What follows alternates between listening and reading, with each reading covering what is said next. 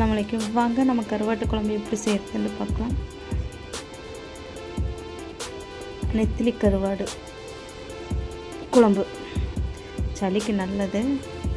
இந்த குளிர்காலத்துக்கு நம்ம கருவாட்டு குழம்பு வச்சு சாப்பிட்டா சளி பிடிச்சிருந்தாலும் நல்லாயிருக்கும், சளி போகும். கருவாடு சாப்பிட்டா சூடு, ஆனால் சளியெலாம் போயிடும். கருவாட்டு சாப்பிடுங்க குளிருக்கு. வாங்க எப்படி செய்கிறதுன்னு பார்க்கலாம். தேவையான இன்க்ரீடியன்ஸ்லாம் பார்த்துக்கலாம். நம்ம அரைக்கிறதுக்கும் வணக்கிறதுக்கு தனித்தனியாக கட் பண்ணி வச்சுருக்கோம். இந்த ரெண்டு வணக்கிறதுக்கு இது ஜீரகம், சின்ன வெங்காயம், தக்காளி, ஜீரகம் போட்டு அரைச்சிக்கிறோம். மிக்ஸி ஜாரில் போட்டு சின்ன ஜாரில் போட்டு ஒரு ஓட்டு எடுத்துகிட்டு வந்துடலாம்.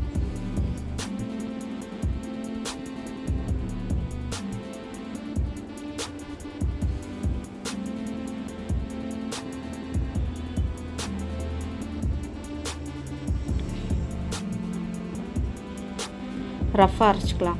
அதுக்கப்புறம் நம்ம 2 ஸ்பூன் மிளகாத்தூள், 3 ஸ்பூன் மல்லித்தூள், 1/4 ஸ்பூன் மஞ்சத்தூள், 3/4 ஸ்பூன் சாம்பார் தூள், நல்லெண்ணெய், வெளக்கெண்ணெய், நல்லெண்ணெய் யூஸ் பண்ணதுக்கப்புறம் சின்ன வெங்காயம், பச்சை மிளகாய், கருவேப்பிலை, தக்காளி அது கூட போட்டு ஆட் பண்ணிவிட்டு இதை நல்லா வதக்கி விட்டதுக்கப்புறம் கருவாடு க்ளீன் பண்ணி வச்சுருக்கோம். தலையில் எடுத்துகிட்டு கழுவிட்டு ஊற வச்சு கழுவிட்டு வச்சுருக்கோம். இது கூட போட்டு நல்லா எண்ணெயிலே வதக்கிக்கலாம்.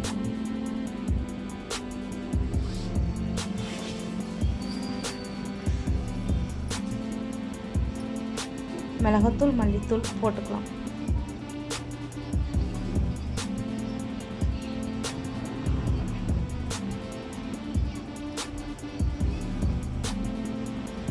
அது கூட சாம்பார் தூள் 1 ஸ்பூன், மஞ்சத்தூள் 1/4 ஸ்பூன் போட்டு இதையும் வதக்கிக்கலாம்.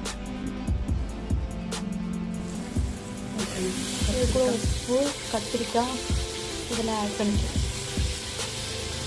சின்ன கத்திரிக்காய் ரொம்ப முழுசாக போட்டுக்கலாம். கொஞ்சம் பெரிய சின்ன கத்திரிக்காய் கிடைக்கல, அதனால பெரிய கத்திரிக்காய் கிடச்சி, அதனால் அப்படியே கட் பண்ணி போட்டுட்டேன். நல்லாயிருக்கும். குட்டி குட்டி கத்திரிக்காய் நல்லாயிருக்கும்.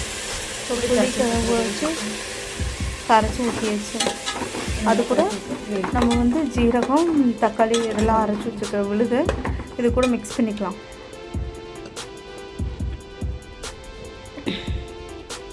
மிக்ஸ் பண்ணிவிட்டு உனக்கு தேவையான அளவு தண்ணி ஊற்றி மூடி வச்சிடலாம்.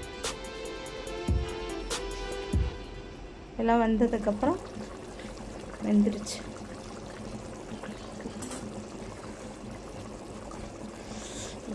எவ்வளோ வாசனையாக இருக்குது பார்த்தீங்களா? கத்திரிக்காயும் வெந்துருச்சு, கருவாடும் வெந்துருச்சு. சூப்பராக இருக்கும். ஒரு தாட்டி நீங்களும் இது போல் ட்ரை பண்ணி பாருங்கள். அது கூட நம்ம தேங்காய் அரைச்சி வச்ச விழுதியை ஊற்றிக்கிறோம். 1/2 மூடி தேங்காய் ஊற்றிக்கிறேன். நான் அரைச்சி வச்சதை அரைச்சி குழம்பு லாஸ்ட்டாக ஃபைனலாக கொத்தமல்லி போட்டு இறக்கலாம். அவ்வளோ கருவாடு. நீங்களும் வாங்க ட்ரை பண்ணி பாருங்கள், செஞ்சு பாருங்கள், வாங்க சாப்பிடலாம். ஜனா ஜமீர் சேனலை சப்ஸ்கிரைப் பண்ணுங்கள், ஃபாலோ பண்ணுங்கள், கமெண்ட் பண்ணுங்கள். முக்கியமாக வாங்க சுட சுட சாப்பாட்டில் கருவாட்டு குழம்பு வச்சு சாப்பிடலாம், கருவாட்டு குழம்பு ஊற்றி சாப்பிடலாம். உண்மையாலுமே சளிக்கு நல்ல ரெசிபி. நீங்களும் ட்ரை பண்ணி பாருங்கள். ஓகே, பாய்.